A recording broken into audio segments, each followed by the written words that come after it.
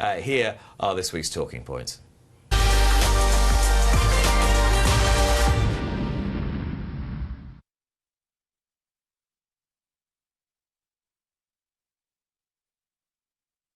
In the company of David Yates, David Menuisier and Ian Williams. These talking points this week, and we start with a talking point that has already been contributed to by Mark Johnston earlier in the programme, and that is watering. There was just a little contention yesterday about whether too much water had been put on the track at Goodwood. I mean, I think Ed Arkle, the clerk of the course at Goodwood, is an excellent operator. David, I think he conducts himself brilliantly. It's more a general point about watering, and whether, to pick up Mark's point, there should be watering for good to firm, or whether we should call good to firm good, in fact. Personally, I would water to good ground, you know, like they do in some countries, because I think it's a compromise. If you water to good ground, your fast ground horses can run, your soft ground horses can run as well, you know, so you would, in my opinion, have a lot less non-runners. If you were doing so. What do you say to that, Ian? I think there are a good few horses that appreciate good to firm ground. Mark's a great advocate of good to firm ground. I have to say, with the flat horses, which we're predominantly talking about at the moment, I'm quite happy with good to firm ground, and let nature take its course. But the clerk of the courses are in a very, very sticky situation. They put some water on and they put on a little bit too much and it goes back a little bit the wrong way. There are always people who are going to be unhappy. But priority is the safety of the horses, and we don't want the ground getting too fast. And is it a question of varying your watering policy according to what type of track you have and what kind of topography that track has, with lots of downhills and so forth? Yeah, definitely. I mean, when you deal with tracks like Goodwood and Epsom in particular, I think you are pushed to kind of overwater to keep the ground safe. I think you know, each clerk obviously knows their track, and what really annoys me sometimes is I know the BHA recommendation is for good to firm, but sometimes they forecast rain in the week, so they stop watering, and when the rain doesn't materialize, you end up running on ground that is potentially unsafe, and that's when, if you aim for good ground, that sort of things won't happen. Let's move on and talk about the delays. We had some significant delays, a build-up of events at Goodwood on Thursday, almost from the second race onwards, with a number of little incidents in the stewards' room and so forth, that led to a 14-minute delay to one race. Yatesy, we can't have that. Well, we can't have that. Obviously, the fixture programme is pretty much as congested as it's ever been, and so it's important for tracks to stick to the times. I mean, I would divide this issue into two categories personally. Like, first of all, we know we're dealing with thoroughbreds who are not always predictable, and therefore there will be times in which things don't go according to plan and the race is delayed. There's nothing we can do about that. That's at the very heart of the sport that we all love. What annoys me in particular is just when there is no excuse for tracks to not to go off on time. And watching racing day in, day out, all too often, there just seems to be a rather relaxed attitude on the part of the track that, you know, that they're 2 or 3 minutes late off, and that is much more difficult to forgive.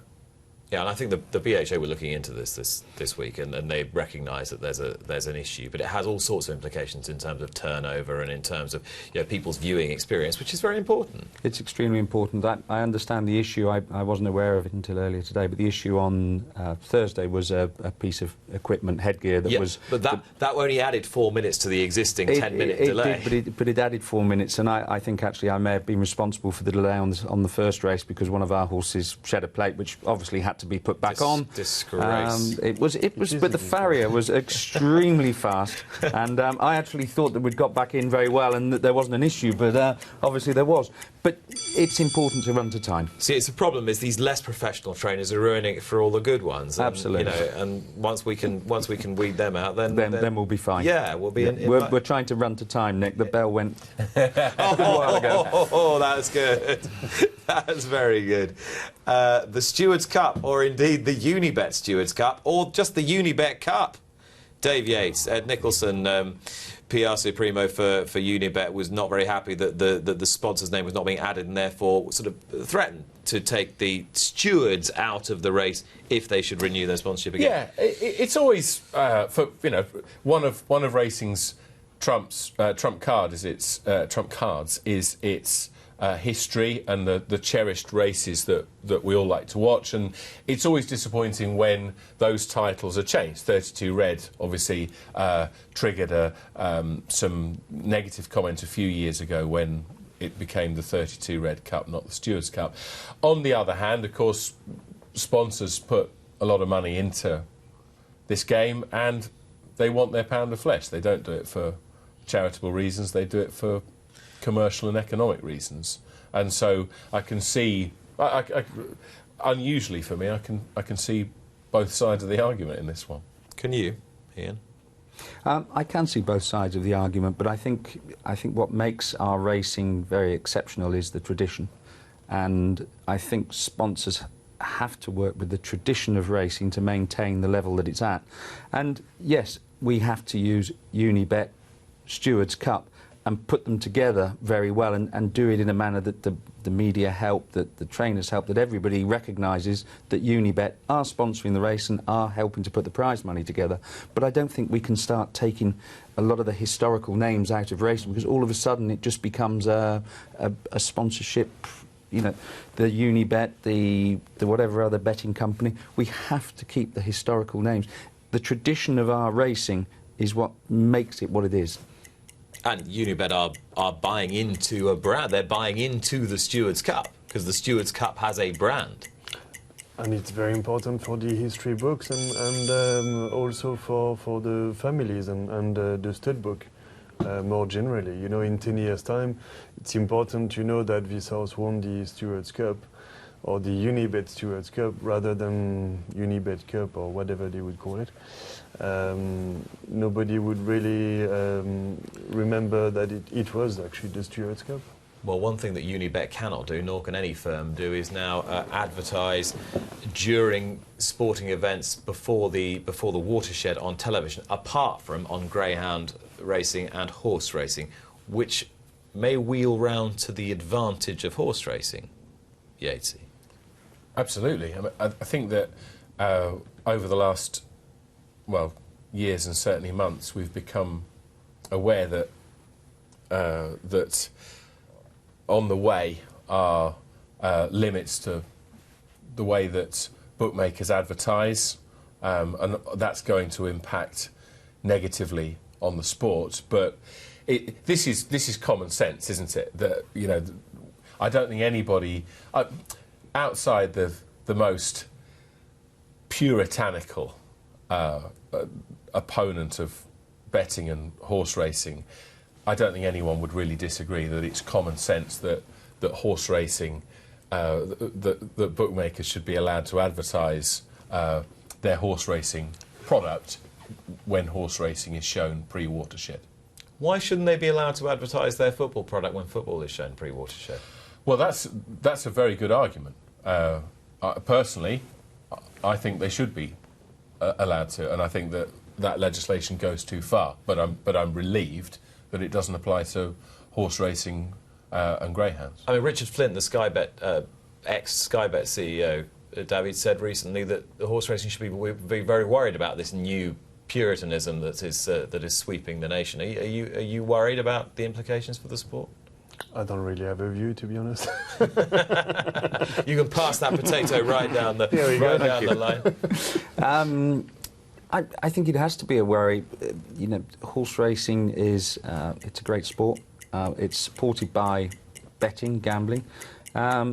But this whole thing will turn into an angst against the sport, not just the betting side of things, and that's what we have to be careful doesn't happen.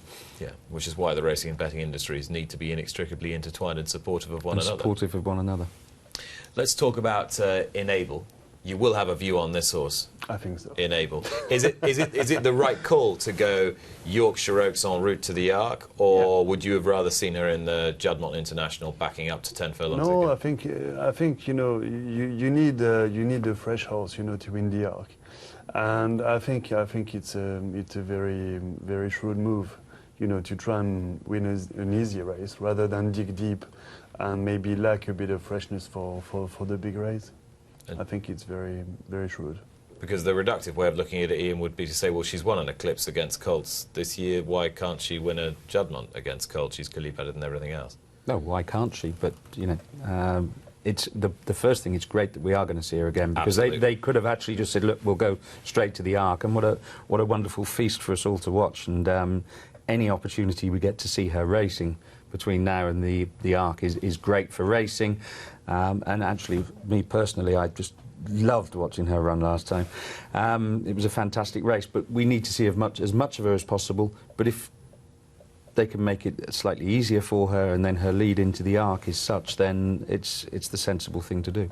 And it struck me, Goodwood, Yatesy, that it was a bonus almost, because my expectation bar was quite low as regards whether she turned up at York at all this time last week. Well, they said that she's come out of the Ascot race surprisingly well, so they want to give her another race. I mean, everyone's a winner, baby, that's the truth, isn't it, with this? Because we get to see Enable one more time before Longchamp in this country. She doesn't have to step back to 10 furlongs and take on male opposition, which would obviously be a bigger ask. Lord Grimthorpe, the Grim Reaper, as he's playfully known, and chairman of York, gets Enable to run at the Welcome to Yorkshire Ebor Festival, and so it's just winners all round, isn't it? Do you playfully refer to Lord Grimthorpe as the Grim Reaper? In the press room, but not to his face. I suspect this might catch on now. Deep Impact, in a week in which we're celebrating the influence of Japan. We need to pay tribute to a sire we lost this week, because on the Thoroughbred Racing Commentary Stallion rankings, he climbed right up to the top 3. He's been a really important horse. His influence has been recognised by Coolmore and Godolphin and so forth. David, in terms of global bloodstock, he's left a legacy. I mean, it's a huge loss for Japan, but yeah, more generally for the world of racing, really. He was a standard stallion, and I can't put words on how much of a loss this is, you know. And he was the perfect outcross for Galileo, and Coolmore used him a fair bit, and yeah, they will have to look elsewhere now. But there are a lot of very, very good young sires in Japan, and I'm sure, you know, they will start carrying the flag. There's very few horses, Ian, you know, whether they be racing or at stud, that can have that kind of global impact, no pun intended. Yeah, what a name to have given him in the first place. But he's had a huge international impact, and Japan will miss him. But I'm not aware of the bloodstock situation there, but I'm sure he must have sons now that are coming through, and the bloodline will remain. I mean, you look back at what Sadler's Wells did and how he was going to be missed, and the horses he's produced since, and have turned out to be the most amazing stallions. I'm sure Deep Impact will have the same effect.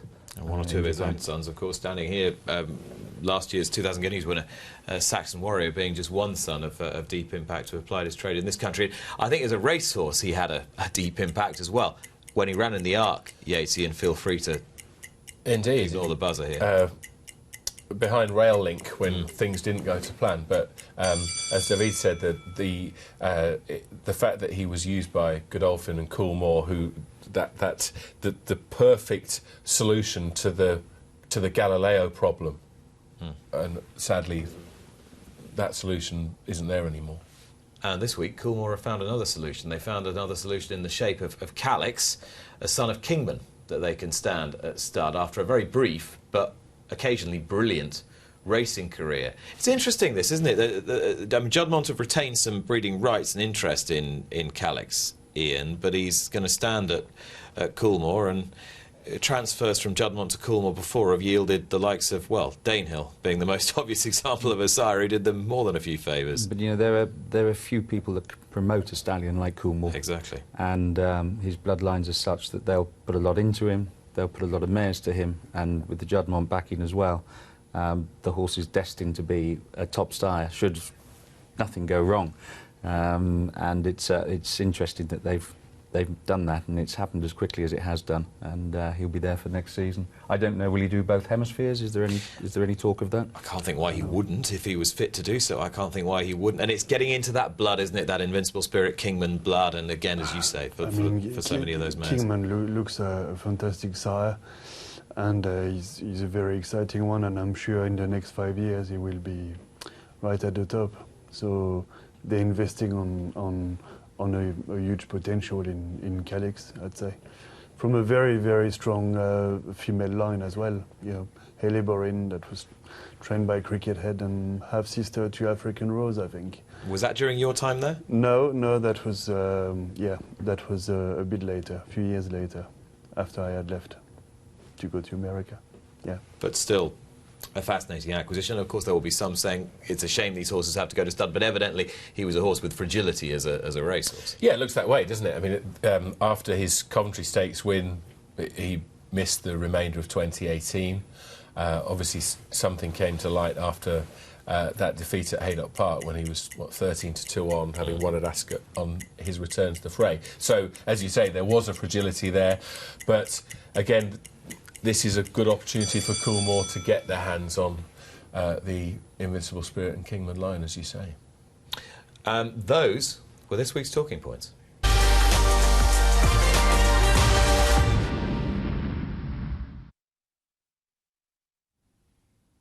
And I'm now going to say very sadly goodbye to David Menuisier. David, thank you very much for coming in. Well, thank you very much. It was a pleasure. Thoroughly enjoyed hearing about your background and your time with Cricket Head and John Dunlop and Richard Mandela, and best of luck with Danceteria, Thundering Blue and Co for the rest of the season. Thank you very much.